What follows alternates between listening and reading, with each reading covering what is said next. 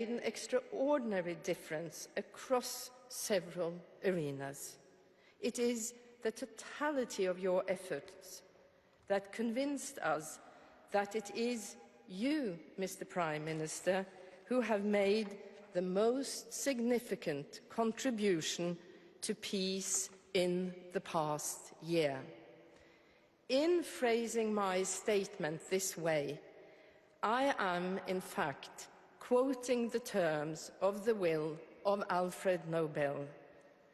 You have also fulfilled another requirement according to the will, namely to strengthen fraternity, both between peoples and between nations. The first African to receive the Nobel Peace Prize, Albert Luthuli, eloquently expressed the vision of the Peace Prize in his acceptance speech here in Oslo on 10 December 1961. Speaking as a minister of the Church shortly before the Christmas holidays, he said, "May the day come soon when the people of the world will rouse themselves and together effectively stamp out any threat to peace in whatever quarter of the world it may be found. When that day comes, there shall be peace on earth and goodwill amongst men, as was announced by the angels." Albert Luthuli's vision probably exceeded even Alfred Nobel's imagination. But we can use it as an ideal and inspiration to create more justice, more fraternity, and more peace. But if we are to achieve that goal, we must get to work. And that is exactly the job you have taken upon yourself. Thank you.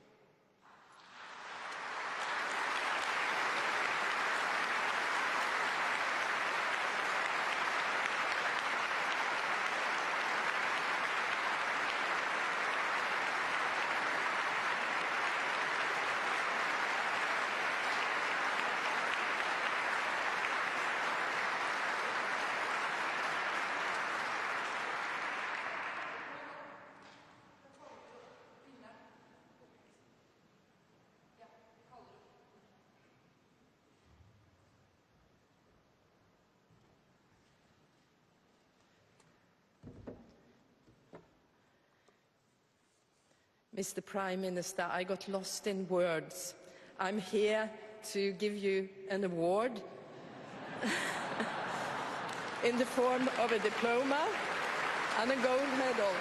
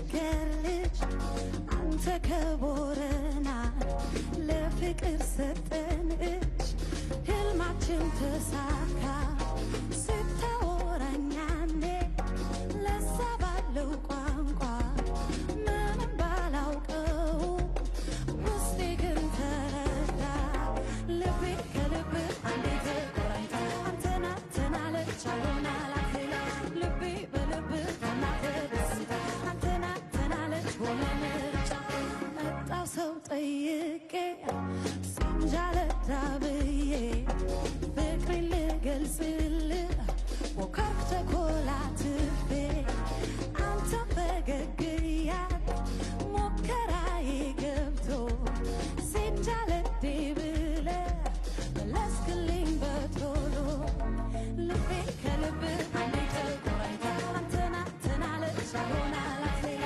ልቤ ከልብ ታናተ ደስታ አንተና ተናለች ሆነ ምርጫዋ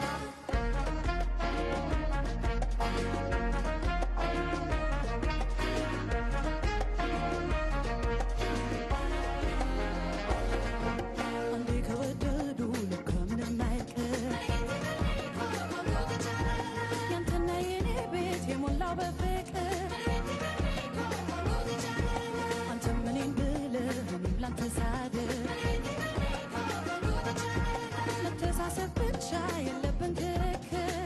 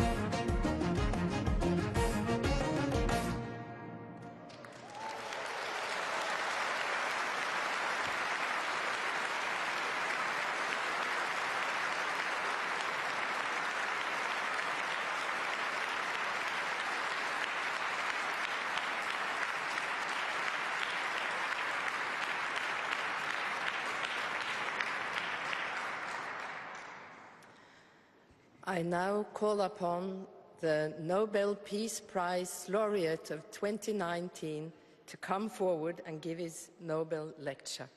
Prime Minister.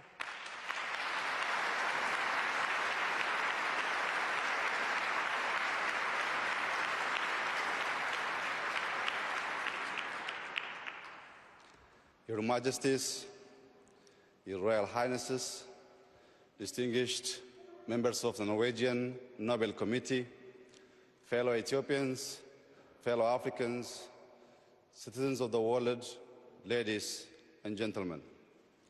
I am honored to be here with you today and grateful to the Norwegian Nobel Committee for recognizing and encouraging my contribution to a peaceful resolution of the border dispute between Ethiopia and Eritrea. I accept this award on behalf of Ethiopians and Eritreans, especially those who made the ultimate sacrifice in the cause of peace. Likewise, I accept this award on behalf of my partner and comrade in peace, President Isaias Afwerki, whose goodwill, trust,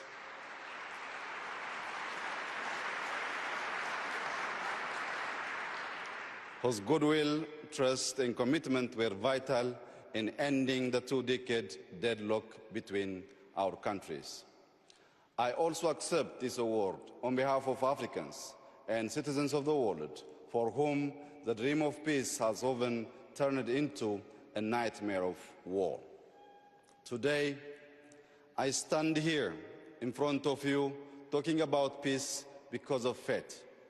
I crawled my way to peace through the dusty trenches of war years ago. I was a young soldier when war broke out between Ethiopia and Eritrea. I witnessed firsthand the ugliness of war in frontline battles. There are those who have never seen war but glorify and romanticize it. They have not seen the fear. They have not seen the fatigue. They have not seen the destruction or heartbreak, nor have they felt the mournful impotence of war after the carnage. War is the epitome of hell for all involved. I know because I have been there and back. I have seen brothers slaughtering brothers on the battlefield. I have seen older men, women, and children trembling in terror under the deadly shower of bullets and artillery shells. You see, I was not only a combatant in war, I was also a witness to its cruelty and what it can do to people. War makes for bitter men, heartless and savage men. 20 years ago, I was a radio operator attached to an Ethiopian army unit in the border town of Bademe. The town was the flashpoint of the war between the two countries. I briefly left the foxhole in the hopes of getting a good antenna reception. It took only but a few minutes, yet upon my return, I was horrified to discover that my entire unit had been wiped out in an artillery attack. I still remember my young comrade in arms who died on that ill-fated day. I think of their families too. During the war between Ethiopia and Eritrea, estimated 100,000 soldiers and civilians lost their lives. The aftermath of the war also left untold numbers of families broken. It also permanently shattered communities on both sides. Massive destruction of infrastructure further amplified the post-war economic burden. Socially, the war resulted in mass displacements, loss of livelihoods, deportation, and denationalization of citizens. Following the end of active armed conflict in June 2000, Ethiopia and Eritrea remained deadlocked in stalemate of no war, no peace for 2 decades. During this period, family units were split over borders, unable to see or talk to each other for years to come. Tens of thousands of troops remained stationed along both sides of the border. They remained on edge, as did the rest of the country and region. All were worried that any small border clash would flare into a full-blown war once again. As it was, the war and the stalemate that followed were a threat for regional peace, with fears that a resumption of active combat between Ethiopia and Eritrea would destabilize the entire home region. And so, when I became Prime Minister about 18 months ago, I felt in my heart that ending the uncertainty was necessary. I believed peace between Ethiopia and Eritrea was within reach. I was convinced that the imaginary wall separating our two countries for much too long needed to be torn down. And in its place, a bridge of friendship, collaboration, and goodwill has to be built to last for ages.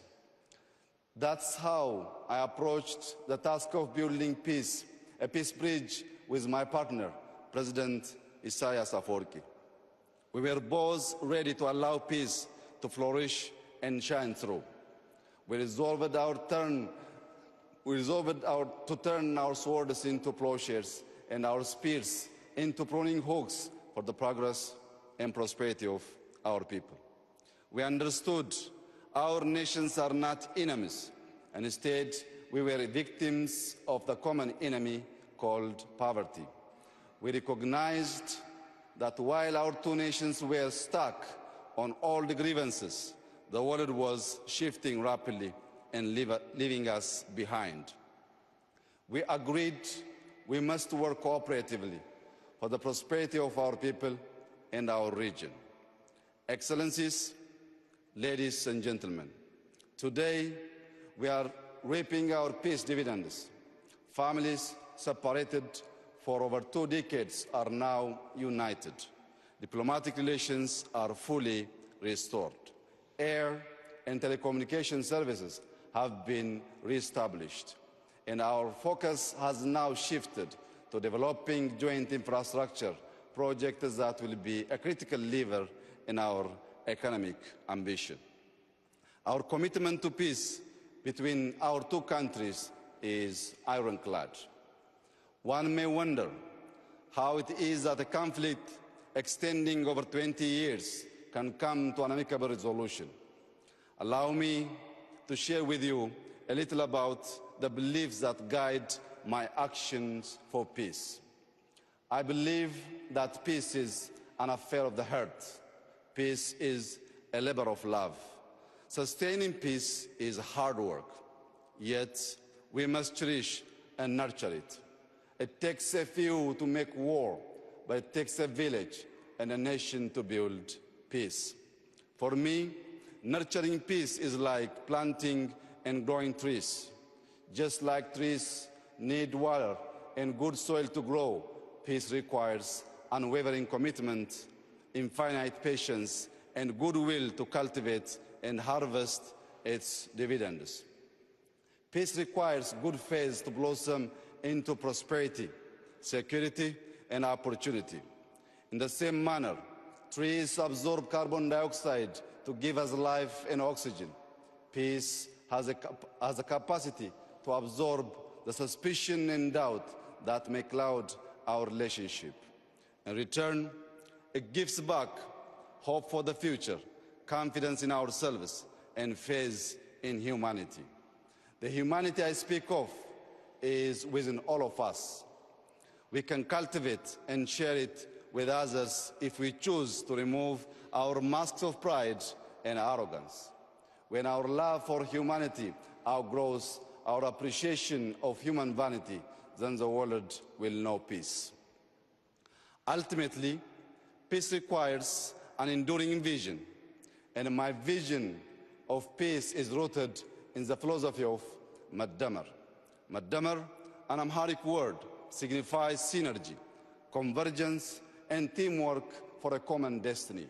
Maddamar is a homegrown idea that is reflected in our political, social, and economic life.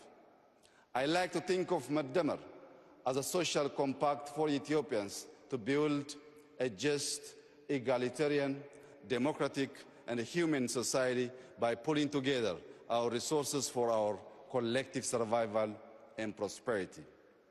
In practice, Maddamar is about using the best of our past to build a new society and a new civic culture that thrives on tolerance, understanding, and civility.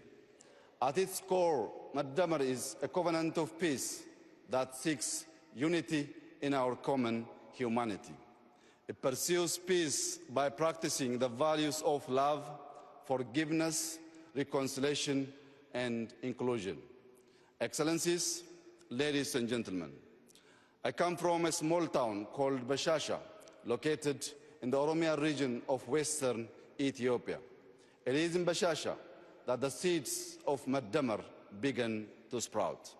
Growing up, my parents instilled in me and my siblings an abiding faith in humanity. Maddamar resonates with the proverb, I am my brother's keeper, I am my sister's keeper. In my little town, we had no running water, electricity, or paved roads, but we had a lot of love to light up our lives. We were each other's keepers.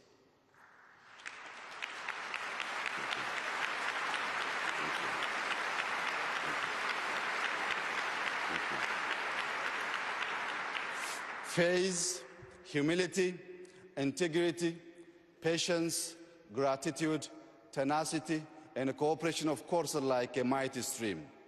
And we travel together on 3 country roads called love, forgiveness, and reconciliation. In the Maddamar idea, there is no us and them. There is only us, for we are all bound by a shared destiny of love, forgiveness, and reconciliation. For the people in the land of origins, in the 13 months of sunshine, Maddamar has always been second nature. Thank you very much. Thank you. Thank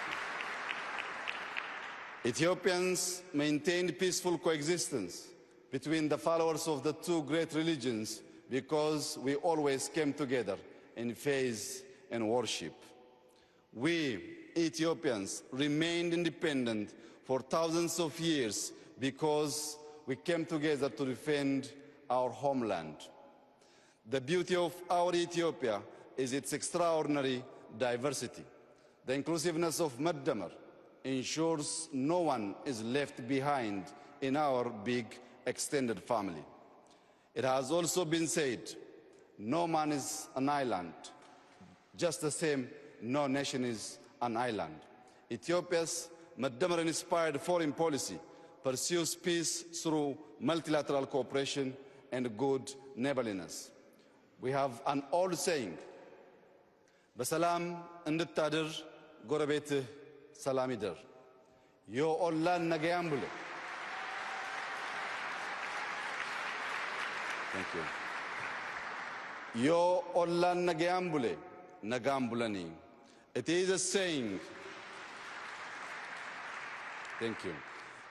It is a saying shared in many African languages, which means for you to have a peaceful night, your neighbor shall have a peaceful night as well.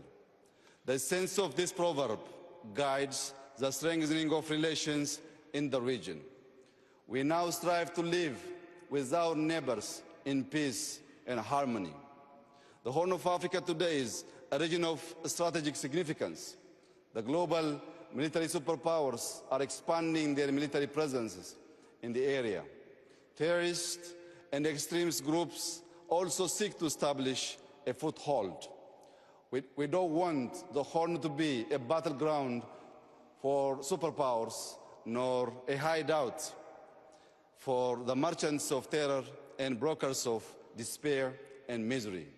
We want the Horn of Africa to become a treasury of peace and progress. Indeed, we want the Horn of Africa to become the horn of plenty for the rest of the continent. Excellencies, ladies and gentlemen, as a global community, we must invest in peace. Over the past few months, Ethiopia has made historic investments in peace, the returns of which we will see in years to come.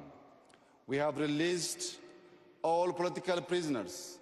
We have shut down detention facilities where torture and vile human rights abuses took place. Today, Ethiopia is highly regarded for press freedom. It is no more a jailer of journalists. Opposition leaders of all political stripes are free to engage in peaceful political activity. We are creating an Ethiopia that is second to none in its guarantee of freedoms of expression. We have laid... Thank you. Thank you. Thank you. Thank you very much. Thank you. We have laid the groundwork for genuine multi-party democracy, and we will soon hold a free and a fair election. I truly believe peace is a way of life, war a form of death and destruction. Peacemakers must teach peacebreakers to choose the way of life. To that end, we must help build a world culture of peace. But before there is peace in the world, there must be peace in the heart and mind. Thank you.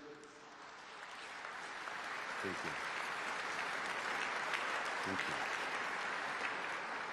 There must be peace in the family, in the neighborhood, in the village, and the towns and cities. There must be peace in and among nations. Excellencies, ladies and gentlemen, there is a big prize for enduring peace.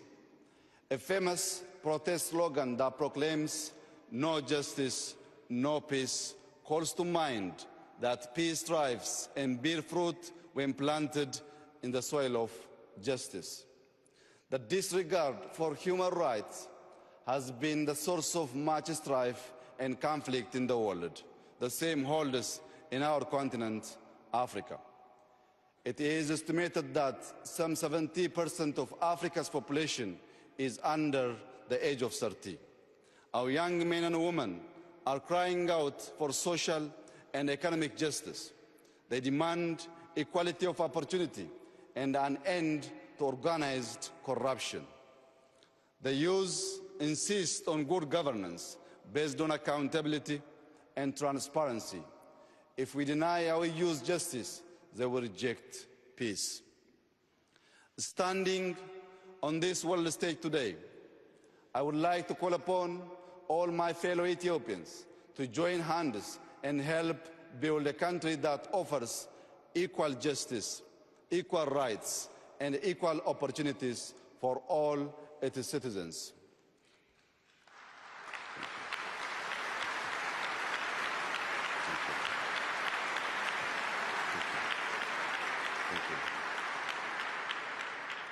I would like to especially express that we should avoid the paths of extremism and division powered by politics of exclusion. Our accord hangs in the balance of inclusive politics. The evangelists of hate and division are wreaking havoc in our society using social media. They are preaching the gospel of revenge and retribution on the airwaves. Together, we must neutralize the toxin of hatred by creating a civic culture of consensus-based democracy, inclusivity, civility, and tolerance based on Madamar principles. The art of building peace is a synergistic process to change hearts and minds, beliefs and attitudes that never cease. It is like the work of struggling farmers in my beloved Ethiopia. Each season, they prepare the soil, sow seeds, and control pests. They work the fields from dawn to dusk in good and bad weather. The seasons change, but their work never ends. In the end, they harvest the abundance of their fields. Before we can harvest peace dividends, we must plant seeds of love, forgiveness, and reconciliation in the hearts and minds of our citizens. We must pull out the weeds of discord, hate, and misunderstanding, and toil every day during good and bad days too.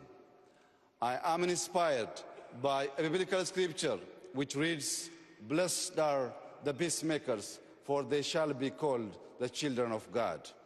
Equally,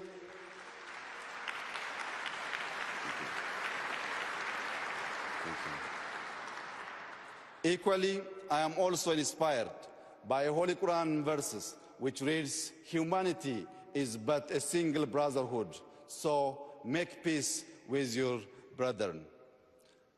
Thank you very much. Thank you. I am committed to toil for peace every single day, and in all seasons, I am my brother's keeper. I am my sister's keeper too. I have promises to keep before I sleep. I have miles to go on the road of peace. As I conclude, I call upon the international community to join me and my fellow Ethiopians in our Madamar-inspired efforts of building enduring peace and prosperity in the Horn of Africa. Salam lawlachin nageng hunda Kenya fatau. Peace shall be upon all of us. Thank you very much.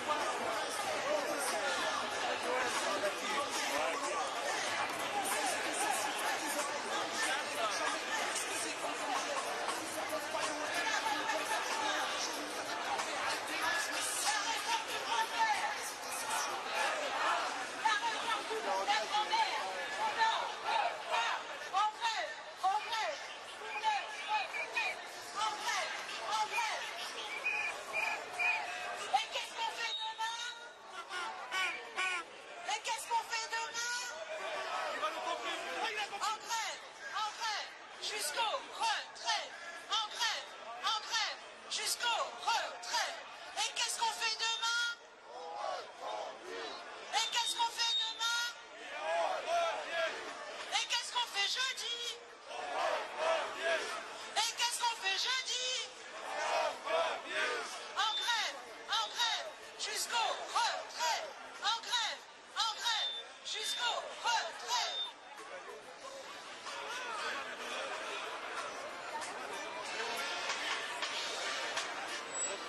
Inamendable, innégociable. En grève, jusqu'au retrait.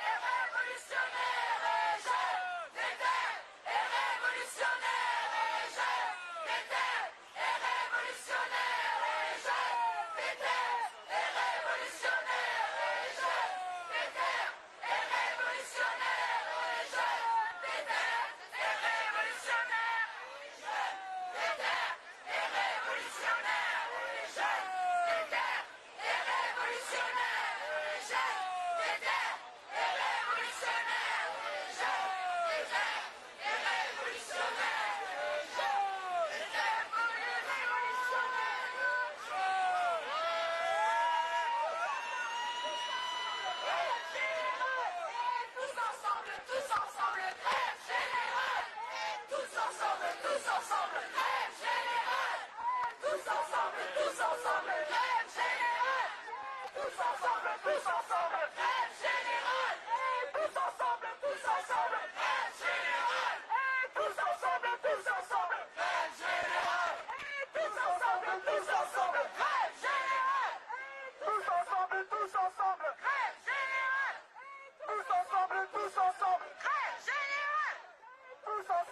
tous ensemble. Tous ensemble, tous ensemble. Tous ensemble, tous ensemble. Tous ensemble, tous ensemble. Tous ensemble, tous ensemble. Tous ensemble, tous ensemble. Tous ensemble, tous ensemble.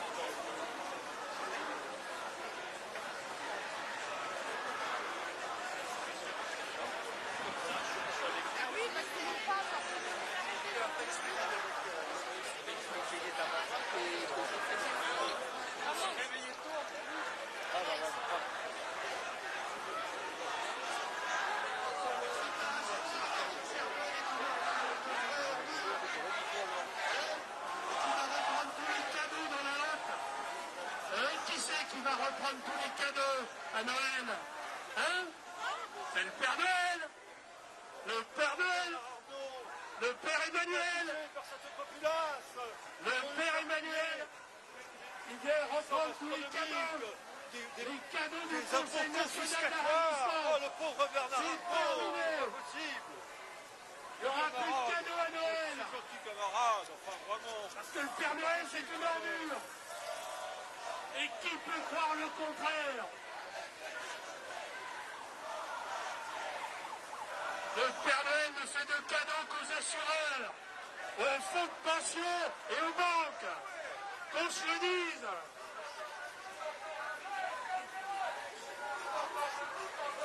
Car le Père Noël, le Père Emmanuel, est une vraie ordure.